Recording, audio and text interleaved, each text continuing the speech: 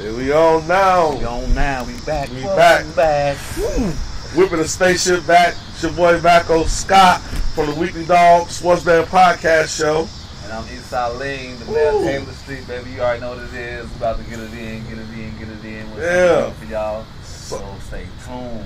Don't stay tuned. We gonna tune them up right now. Tune them up right now then. Hedging bets. Hedging. Let's get into hedging. Hedging your bets. Now go. What is hedging your bet? E. What is hedging your bet?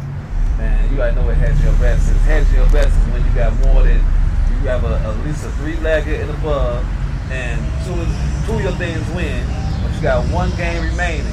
Yeah. And you already in the kitchen. You already good. You won. But matter of fact, I'm just gonna go and keep it even deeper. You got five teams that you already won. If you got one game left, and this is the last game. You don't want no cigars. You that last game. No cigars. It's time to start looking for that hedge. Yeah. Hedging meaning if your team was Tampa Bay and they playing against the Eagles, and Tampa Bay, that's the only team that you need to win. You gotta go with them Eagles, baby. You gotta go with them Eagles. Right. And put the money on the Eagles. And whatever your bet was, a lot of times you had a 5-teamer going, you put up $25, now you about to win $1,500. You ain't kind of like, you're not gonna let this $1,500 go by Tampa Bay. You gotta put that money on Philadelphia. Maybe wait a little bit, but you're in a hedge mode. You're in a hedge mode now, so you gotta be on point, Hey, this that space age talk right here. We deep. Y'all deep in the bowels of the ship. For that guaranteed W. Y'all you about to get $1,500 off $25, then you better put at least $200, $300, $400 on Philadelphia and take that L. Now you now you got $1,100. Yeah. Take the quarter ounce, put that with the half ounce, and now you got a quarter ounce. So pretty much hedging is guaranteed money. It's a win-win situation. I call it a win-win situation. You can't lose off hedging. All you're doing is gaining. Yeah. Oh, my life. Hedge. Heads. And that's my definition of hedge. And everybody needs that's it. It's important to hedge. That was great. I love your definition of hedge. It was so space age. I don't know who understood it. I don't know if I understood it, but I felt it 100%. You know what I mean? Now, let's go to the read. What do Google say a hedge is? So the real definition of hedge, which is mine, it was an example with the definition. So that's just not don't knock that down. Yeah, don't knock his. So pretty much, hedging is to protect yourself against a loss supporting more than one possible result or both sides in a competition. Right. Meaning the same thing is if your first two bets win in a 3-team parlay, if you want a guaranteed winning, you simply hedge by betting the opposite side and the third bet of the parlay. Your guaranteed winnings through the payout, and it's going to be a little bit smaller, but it's all good. Hey, now that's what Google say. Can you go read that one more time, Joe? Because that was on point right there. That's what you said. I said you said that same thing. You said that same thing. So it's if your first two bets win in a 3-team parlay or a 4-team parlay. If your first 4 teams win or your first 5 teams win in a 16 parlay. If you want the guaranteed winners, you simply hedge by betting the opposite side in the third bet, or 4th bet, or 5th bet, depending on the parlay. Like I said, and you're guaranteed winners throughout the payout. But the only thing is going to be smaller. That's all. It's going to be a little bit smaller, but you're going to make something. You're going to make more than what you put in. That's the whole key about hedging. Is when you already know you in that money, you already won. You at like $4,000 because everybody won. Now you went on this last person. It's time to go in that bank account, baby. It's time to go in that bank account and hedge. It's time to hedge. It's time to hedge. I love hedging bets. So, a lot of people be like, man, what's the hedge? He gave you the spaceship talk on what the hedge is. You on that level. We on doctorate level when it comes to this this FanDuel and this sports book. We back from when the bookies will knock at your door and be like, hey, you down this week, I need that payment. You know what I mean? A lot of bookies was upset when FanDuel and DraftKings and MGM came to town. And now we got another big time online sports book arena entering the arena, big online sports book company entering the arena, Circa. Big Circa from out in Vegas. You've been hearing about it on 670 The Score. they live now in Illinois, and they taking big boy bets. So, you know, big dumb bets. So if you're trying to bet like, you know, 15, 20,000, you really can't do that on FanDuel. I mean, you can do it, but you know what I mean. Some of the odds they shut it down, and Circa they welcome that action, but them ain't my type of bets. Y'all know me. I'm Mr. $2.50, Mr. $200. You know what I'm saying? Like, I spend big money. Like, to me, $200, $300, that's big money on the bet. You know, I ain't trying to like gamble out my life savings or anything, but a lot of times I win, so it ain't, you know, I'm up on the book. You know what I mean? So I ain't tripping, but I ain't all the way up where I can retire. So this ain't no, you know, a show about rags to riches. This is more of a show about information, and we talking about hedging your bets. I done got lost, but we talking about hedging. You know what I mean? And I'm one of the best hedgers. But to get to the hedge, you got to first. It's like my E say, man. It's like driving a stick. You know what I mean? You can't even get to the hedge unless you can get to the right amount of bets to hedge. You know, so you got to be picking 7 things constant, 7 legs, 5 legs constant to get down to that last leg. Because once you got everything completed, this that happened to bettors a million times. I know y'all done in the bumps and bruises of this gambling life. Y'all done had picked a 7-leg parlay or a 12-leg. I hate 12-leggers. You know, that's like frowned upon in this universe. But you know, it's a couple of people who hit 12 legs. Shout out to AD. You know what I mean? Who I respect because they do it on a regular basis. You know what I mean? So I gotta respect those who do it. You know, I ain't no hater, but I just know it's harder to leverage. It's harder to leverage, and that's what hedging about. It's about leverage. And when you got a lot of picks, more than 7 picks, it's a little bit harder to leverage. But if you got 5 or you got 3 even, and you got it down to the leverage zone, you know, you got to pick leverageable bets. First off, you got to get there. You got to pick bets that you can leverage. At the end, your time got to match up. Your time frames, so when you're making these bets, got to line up. So if you trying to set up a bet that you can leverage, a couple of things got to happen. First thing got to happen is you got to have bets that got good odds. So it's hard to leverage favorites. You know what I mean? If you don't know what I mean, I'm going to tell you. If a team is favored to win, so let's take Denver, for example. They playing the Bears. Denver is the favorite. They favored to win. It's harder to leverage a team that's favored to win by, you know, 2 or 3 touchdowns. It's hard to leverage that. You need the underdog, hence the weekly dog, because we talk about underdogs because we all about leveraging and odd chasing and making these type of bets. So, and we get into some sexy bet knowledge right here. So when you picking your bets, you gotta have one thing. You gotta have is good odds. The second thing you gotta have is good bet placement. You know, your team's gotta be placed in a good order. So you picking good odds, and you got the odds placed and the times placed. Now you building a bet that you can hedge. It's a hedgeable bet. You know, you might got your favorite going early. You know, this team is a good team, Kansas City, no matter who they playing. Or a team like Philadelphia, no matter who they playing, they're going to be the favorite. You're going to take that solid game. Your second game, the odds going to be a little bit greater. You're going to probably get on a team, a 50-50 team, maybe a team that's minus 150. You know, and say Dallas playing the Giants. You know, you're going, all right, I'm going to run with the Cowboys, you know. And that's going to get you over the hump to that last game. Now you done won those 2 games. Right there, you got good odds on this last game. So now you in a leveragable position. You know, you want the team that you bet on to run off to an early lead, which is going to leverage the bet your way, and then you can bet on the back end on that third team. And it's hard to do that, but it's definitely a wrestling move. And like you know? What he's saying is hedging just because it's. When you see a hedge, you gotta know when you see it and running it real fast. It's not something that's just out there available to everybody every day. Not only can you see it, you gotta see it. You gotta bet. You gotta place your bet to know what you're looking for. It's not like it's gonna be a boogeyman. Yeah, you can look across it and put some bets together. You've been picking random bets or whatever. You can put a bunch of them together, and yeah, you might end up in a hedgeable situation. Don't sleep on those either. You know. If you was lucky, but if you a real better, you know how to build parlays, structure your parlays, and you putting your bets together, you putting it together so you can possibly hedge the bet at the end. And the only way you're gonna really get a good hedge is if you got the odds in your favor. So keep that in mind. You know. Also America. One thing I do want to tell you about hedging too is one thing that you really want to look at. So say your last game is there, right? And the team that you pick is a team that's an underdog, then you might want to look for that cash out.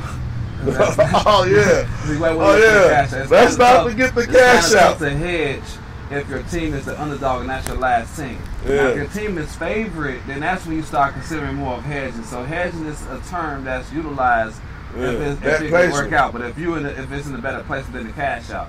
If they give you a cash out and it says take, you're supposed to win 1,500, but they tell you to take 400, maybe you might want to consider that.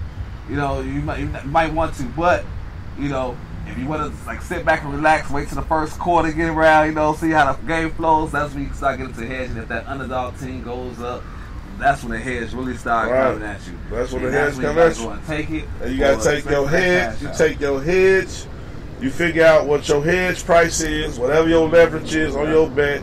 You calculate that with your payout, and then you see which one better. Your odds is better on your cash out or your hedge payout, and that's why they offer the cash out, because that means now you got them on the ropes. When they offer the cash out, now you got them on the ropes. You know what I call Barry? I call it the Cobra Clutch, because I'm on his head. You know what I mean? We all call our heads. We all do our finishing moves. So you know it's gonna be a fatality. And all we're trying to do, people, with this America is just avoid no cigars. You know, once you're in a no cigar mode, you trying to not get and it's a lot of times you're gonna get that no cigar still because you can't hedge and you're not getting the cash out. All we're saying is look for that hedge and cash out. Yeah. I just had no cigar last night. You know, I'll get to that later on how it went down. But I was looking for the hedge. I was on the hedge early. All I needed was a couple of yards from a certain individual. I ain't gonna say his name, but he kind of blew it. He never could get close to what I was looking for a hedge, and it wasn't offering the cash out because I wasn't doing spread. It wasn't a spread bet. It was more of a performance bet. You gotta understand what bets offer cash outs too. Every bet don't offer cash outs too, you know. But hedging is for everybody. You can do this hedging, and only certain bets that you're able to hedge. You know, you can't. But that's getting into it. You gotta know. You know what's a hedgeable bet, what's not. You know what I mean, some bets you can't hedge, some bets you stuck in. You know, and that's what sportsbook all about. Like that's why I love this digital betting so hard. You know, because like back in the day, you know, we had to place our bets. Once you place your bet, that's your bet. That's it. If you can cash out, no cash out options, none of that. Your bet got to run to the wire. Now, you know, you can leverage your bets. You know, you can leverage your bets. It's like a CD, and you understand how money work and how the exchange work. You understand how the betting work, and a lot of people don't understand it, and that's what the pot about. And that's why we went on that rant about hedging your bets. So, right, but I do got a question for you though. But we'll get back to that though. We're gonna bring in a question on the other side of the break. Yeah, because I got an interesting question for you that I want to bring up a topic. Okay. It's something. We'll get to this. Okay. Next section. It's the Weekly Dog Sports Betting Podcast Show. I'm M.Scott. And I'm M.Scott, the mayor of Taylor Street. The mayor of Taylor Street. And we on the patio at the Orchestration Institute. Y'all know what it is. Holler back at us. We going on break. Hedging bets. Yo. Welcome back to the Weekly Dog Sports Betting Podcast. Patio edition. We all sat on the Friday night lights. Yeah. You know, just out here kicking it. My man, the co-host, actually the main man, the host, the executive, everything. He does everything out here. A lot of hats. Mr. M.Scott out here. You know, I'm holding it down. I'm the co-host. You already know who I am. I'm Eastside Lee, the mayor of Taylor Street, and we just out here giving you the best edition or the best knowledge on how to bet. And we just left off with the hedging, but we're gonna slide more into why. Yeah, hold on. Let me while we off the hedging, I got a question for you, E. Go ahead, baby. I got a question for you. So, what do you think? Like, what do you think the betting era? Like, tell me, where did it come from and where you think it's going? Like, tell me how far the betting era then came so far since you've been out. Well, right now, I think this new wave is it's different right now. I'll say that. Yeah. And I'll just let you know just a little bit of history of where I came from as far as the sports betting. When I first really got into it, I was doing it more, you know, a little bookies or calling somebody and they'll place a bet for me. But then at one point I got my own personal bookie, and you know, we used to, back in the days before FanDuel and all these online services came out, only two ways you could bet. You could either go to the casino and place your bet in Vegas or something like that, or you would have to have a bookie and they'll give you this little account. So I started off, they'll give me like $1,000, you know, and how it was is they'll come every single week. You have $1,000 to place bets. Hey, hold on. Hey, look, we got the CEO in the building. The building. Slide, we got the CEO in the building. We in the orchestra. Yeah. Yo, what's up, everybody? Yeah, y'all see what it is. Y'all know what it is. Ready, you see. Woo! Soon as booted. We're having a 2 months for him. You know, we out here. Yeah. So what you was saying now about the bet era? That's where you came from. The bet era I came from when I really started being contracted into this betting field. You know, I will register with a bookie or whatnot. They'll give you this online account and they'll provide you like $1,000 to $1,500 to place your bets. You know, they'll give you the upfront money. So that's how it worked. And at that time, you know, you couldn't bet, like, you could bet small wages or whatnot, but it wasn't open to where you was able to bet like performances and parlays, things props. like that. They didn't really do the props. It was more of, you could make a parlay, but it was all based on spreads. You had to have that spread right. If it was -3, you got to bet -3. Money lines. You had to, or money lines. Or bet the upset. And you used to really have to buy points. So really, you couldn't really bet too crazy. It was to the point where you really, your minimum bets was like $50, $100 bets. You know, and if you losing that money, it's like easier to lose money back in the days, but you were able to, you wouldn't put no crazy bets like 7 gamers and 10 gamers, 12 gamers. Now the wave has changed so much because first of all it's licensed, you know, licensed now. Well, if you're a state like Illinois, you know, where we at, you know, it's licensed. So, you know, it's just it's much easier. You're not dealing with a person that's coming to your house every week, and if you lose, trust me, you down $1,500, they're gonna be at your crib. Yeah. So I ain't talking about the main bookie guy. He gonna bring his guy there, knocking on your door. You receiving some money on Wednesdays, but he's coming to your house to collect on Tuesdays. It was crazy. So you know, I'm in a position where I had to hit a 17 just to get back up 650, as you come here trying to get 850 off me. I won last. It was like, woo. You know, so that's how it was back in the days. You did it under pressure. Yeah, also under pressure. It was under pressure, man. It was risky. It was fun, but it was risky back in the days. You dealing with a lot of people. You don't know. You couldn't really trust them. The money. You don't know who you're dealing with. You know, kind of different. But it was. I done broke a few books in my day. Now, you know, I love it because, you know, as long as you get your own bank account, you know, it's licensed through the government. You know, so it's out there now. You know, it took a long time for this to happen, and it's kind of like, you know, Bitcoin or, you know, stock market and that. If you play it right, you don't have to bet. You can just put your money in the account and just chill and just wait your turn till you like want something that you really like.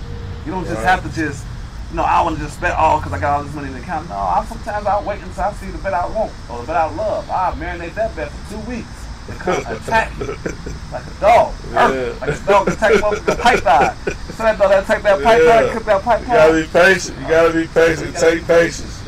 Definitely take patience. So that's why you know, right now the era is crazy because it's more access. It's access to everyone now. Right. Again, it's legal. It's legal. You know, you can file your taxes. If you lost money, you probably can file your taxes in the game without that. But that's another story. I don't even know about that. I'm trying to figure that out. Right. All I'm saying is that, you know, it's more legit. You know. Certain ones. I don't have every last bet site, but the ones that I have, you know, they treated me good. You know, I lost money, but when I do make money, I like getting my money in 2 days. You know, I like getting money to my account right away in 24 hours. You know, so that's the best thing about it. You know, you can do so much now. Right. You know, you can bet now performances. That's something that's new. That's like the last 3 years. This performance situation off of players, props. You know, they had it back in the day, but you really had to go to a real mafia type of nigga in the basement. Excuse my term. You know what I mean? So now, you know, it's just opening so much that you can do and put together. You know, it's open up to where I still get advice from everybody, you know, like, or what I could do next, because it's so much where you can make so many money so many different ways. It's like crazy now. I'm losing on so many other things, but I got a lot that I can give you, a lot of juice. he was really feeling that. You know what I'm saying? Where it's at. I'm feeling it too. It's a nice era. You know what I mean? The sports betting era is at a good time. We're in a good time and space. I love the sports book right now. I love all the different sites. Just the action. What's different? What's new about it? The difference between FanDuel, DraftKings, MGM Grand, PointsBet, like Bet Rivers, PointsBet. Then they had Bet Rivers. There was so many companies here in Illinois. I'm just happy to be a part of, to be living this history. And man, I see it in the future. I see it, you know, real good. We in Chicago, places like Vegas had the sports book a long time. I'm from an area where I used to have to fly out to Vegas to make bets. You know, that was the only time I could really enjoy it. You know, because I done took a few bets with a few so-called bookies and broke the bank. And, you know, that's here and there. You know, that's part of the game. And the safest place for me to bet was Vegas. And then when they opened it up in Atlantic City, you know, I got a close friend who was out that way, so it was more convenient for me to call him, and we'll cook up bets over the phone for hours at a time. Me, him, E. We'll be on the phone, three-way cooking up 7-teamers, 12-teamers, you know, 6-teamers, 7-teamers. We picking the whole day. And he had to go to MetLife. He had to ride all the way out to MetLife to mess around. So I'm shout out to Steve. Yeah, shout out to Steve. Shy guy. Y'all already know the move. But man, we from that era. But the next 5 years, I see a lot more of this. I see a lot more people understanding bets. The popularity of it gonna be extreme. It's already tough now, but it's gonna be double extreme. So I already know we're ahead of our time. We know our videos right now ain't gonna really get a bunch of likes, but when we about 50, 60, you know, these videos gonna be a lot more popular then, because people will really understand what's going on. The shorties be like, man, I came across these old heads back in the day. You know what I mean? They was putting out jewels. So, you know, I really see it. Sports betting everywhere these days. Yeah, like, everywhere. Every time you look up, there's a commercial about sports betting, and there's different celebrities, athletes, people like us. I mean, it's just because everybody understands this is another way of making income. You don't have to invest a lot in it. Well, keep in mind, this is entertainment. This is like, you know, this. I would hate for the people who try to use this as to stimulate their revenue. You know, like, man, it's professionals out here who do it. Don't get me wrong, it's professionals out here to do it. But this is not a game where you really want to be trading, you know, unless you really understand what you're doing and, you know, you got the numbers. Your bank account say you understand. Not you think you know what you're doing, but then when you look at your FanDuel total account, you down about 40,000, you know what I mean? Or you down a substantial amount of what you've been betting, you know. Yeah, you might think you know, but the numbers don't lie. You obviously don't know. So this podcast ain't for, you know, I can't tell you I'm finna pick 100 straight winners. I'm not trying to pick winners for you on this podcast. This is not what we're here to do, pick winners. We here to share knowledge, and we gonna always go with the underdog. You know, that's the bit. So if you don't get the bit of the show, you know what I mean, you don't get the bit. You know, what can I say? You don't get the bit. But it's the Weekly Dog Sports Betting Podcast, and you're going to see a lot of podcasts in the future about a lot of stuff, but you ain't going to see too many about this right here. Not at all. You know? Not at all. And I'm with Issa Lee. Hey, the mayor of Taylor Street. And make sure y'all come down to Taylor Street. We're going to give y'all a lot of info about the wonderful neighborhood that, you know, we sponsor out here, so stay tuned for that. Stay tuned for all of that, man. The Weekly Dog Sports Betting Podcast. We cracking. The spaceship is flying well. You know, we done knocked a lot of dust off of. We a few episodes in. It's a nice bonus edition. And we out.